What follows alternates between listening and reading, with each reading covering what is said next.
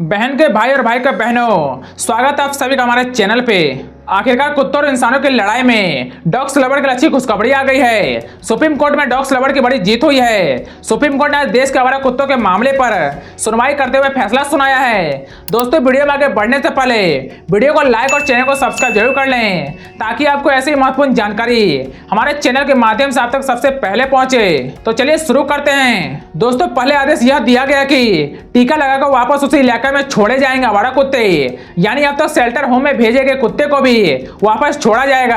आवारा डॉग्स पर street dogs पर आज देश के सर्वोच्च न्यायालय सुप्रीम कोर्ट ने एक आम फैसला सुनाया है, जिसमें पहले तो सुप्रीम कोर्ट ने कहा कि शेल्टर होम नहीं बल्कि नसबंदी ही सही हल है। नसबंदी, फीडिंग और जुर्माना समेत आवारा कुत्ते को लेकर सुप्रीम कोर्ट ने पूरे देश में एक बड़ा फैसला सुनाते हुए 5 नए नियम लागू कर दिए हैं, जो कि देश के हर एक आम नागरिकों को जानना बेहद जरूरी है। क्योंकि आपको पता होगा, जब से सुप्रीम कोर्ट ने आवारा कुत्ते को शेल्टर होम में भेजने का आदेश दिया था, उसके बाद से उनका काफी विरोध देखा जा रहा था। तो आखिरकार अब इन बेजुबान जानवरों के लिए सुप्रीम कोर्ट सर्वोच्च न्यायालय को तरस आ गई है और बीच का रास्ता निकाला है, जो कि डॉग्स लवर के लिए बहुत बड़ी खुशखबरी है। दोस्तों, आइए जानते हैं कि सुप्रीम कोर्ट ने आवारा कुत्ते पर फैसला सुनाते हुए 5 क्या अहम बातें कही है, जो आपको जानना जरूरी है। सबसे पहले तो आज सुप्रीम कोर्ट ने कहा कि जितने भी कुत्ते अब तक पकड़े गए हैं, वह सभी सामान्य कुत्ते को नसबंदी करके वापस उन्हीं की जगह पर उन्हीं के इलाके में छोड़ा जाएगा। लेकिन कुछ ऐसे कुत्ते होते हैं जो बहुत ही खूंखार होते हैं, वह बहुत ही एग्रेसिव कुत्ते होते हैं, जिन्होंने कई बार डॉग्स बाइट की है, इंसानों को काटा है,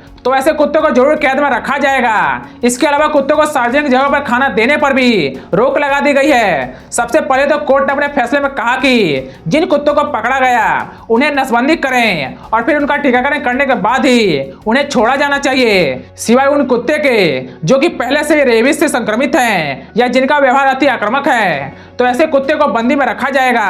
दोस्तों, इसके साथ ही सुप्रीम कोर्ट ने अपने 11 अगस्त के उस निर्देश पर रोक लगा दी है, जिसमें कोर्ट ने यह भी कहा था कि जिन आवारा कुत्तों को पकड़ा गया उन्हें छोड़ा नहीं जाना चाहिए। वहीं देश के आम लोग, आम नागरिकों के लिए सुप्रीम कोर्ट ने कहा कि कुत्ते को सार्वजनिक रूप में खाना देने की अनुमति नहीं है, बल्कि आवारा कुत्ते को खाना खिलाने के लिए अलग से जगह बनाई जाएगी।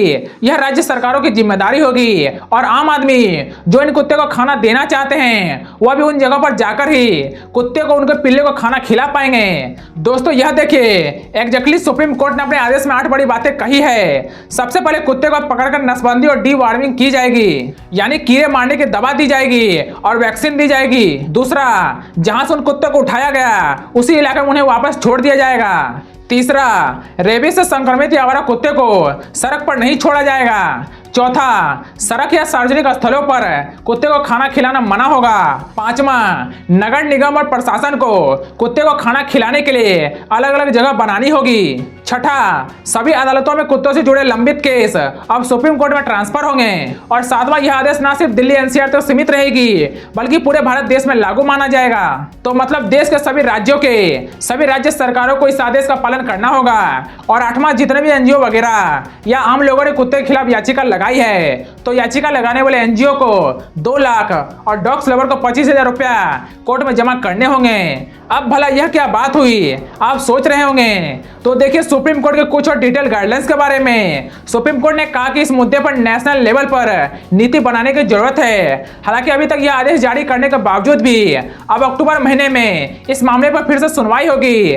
सुप्रीम कोर्ट के जस्टिस विक्रम नाथ ने कहा कि इसके लिए एक राष्ट्रीय नीति बनाई जानी चाहिए। हमने सभी राज्यों और केंद्र शासित प्रदेशों को पक्षकार बनाया है और देश के बाकी हाईकोर्ट में भी, यहाँ भी यह कुत्ते से जुड़े मामले लंबित हैं, उन्हें सुप्रीम कोर्ट ट्रांसफर किया जाएगा और अगली सुनवाई 8 सप्ताह बाद अक्टूबर 2025 के लिए लिस्ट कर दी गई है। दोस्तों, एक रिपोर्ट और आंकड़े के मुताबिक हमारे देश में सिर्फ दिल्ली का ही आंकड़ा देखिए 10 लाख कुत्ते अवेलेबल हैं, लगभग, जिनमें 67,000 बाइट के केस सामने आ चुके हैं। देश भर में पिछले साल 2024 में 37 लाख से भी ज्यादा बाइट की घटनाएं देखी गई।